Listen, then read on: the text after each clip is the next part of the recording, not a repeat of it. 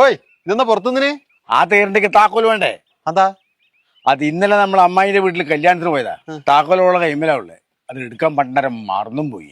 ഇനിയിപ്പോ ചെയ്യാ വീണ്ടും പോണോ? തിരിച്ചു പോന്നും വേണ്ട, ബിജൂട്ടുണ്ട് നാടാ. ഓനോട് ഞാൻ കൊണ്ടുവരാൻ പറഞ്ഞേ.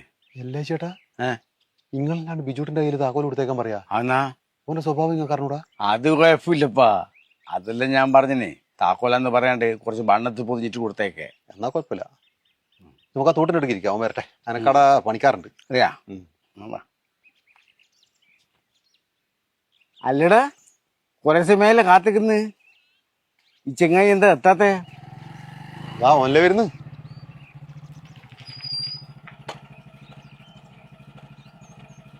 അല്ല ചേട്ടാ, നിങ്ങൾ എത്ര സമയം വിളിക്കുന്നത്?